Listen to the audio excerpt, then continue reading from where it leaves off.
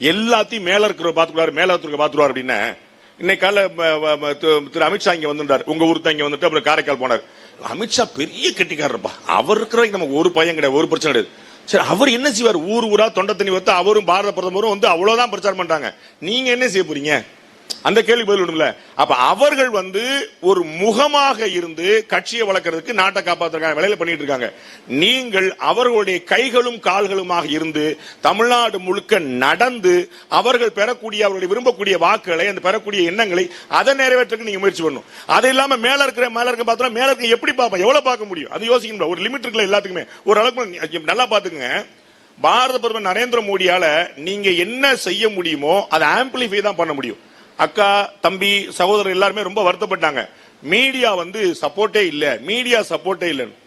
Media சொந்தமா பண்றதுலாம் அது தனி கதை வச்சுங்க, அது வேற ஒரு டிபேட், அதை நம்ம அப்புறம் பேசுவோம். மீடியா என்ன செய்யும் யோசிங்க. நீங்க மீடியா வந்து இந்த மைக்கு மாதிரிங்க. நான் தனியா பேசினா 4 பேர் கேட்கும், அதை 4000 பேர் கேட்க வைக்கிறதுக்கு இந்த மைக். அதுதான் மீடியா பண்ற. நீங்க பேசுறத ஆம்பிளிஃபை பண்ணி சொல்லும், அவ்வளவுதான் மீடியா.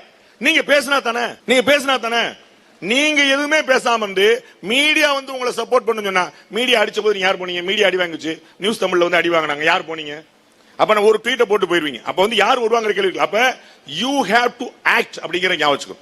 நீங்கள் ஆக்ட் பண்ணாமல், நீங்க செயல்படாம வெற்றிங்கிற சாத்தியம் இல்ல. தேர்தல் என்பது வேடிக்கை பார்ப்பவர்களின் விளையாட்டு அல்ல.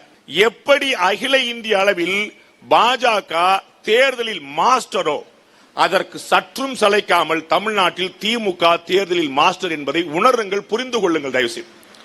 அவங்க எலெக்ஷன்ல மாஸ்டர்ஸ் அவங்க. அப்ப நீங்க அவ்வளவு சுலபமா நீங்க போட்டு போற போக்கெல்லாம் அடிச்சு போயிட முடியாது. அவங்கள்ட்ட இன்னும் நிறைய ஆயுதங்கள் இருக்குன்னு புரிஞ்சுக்கணும்.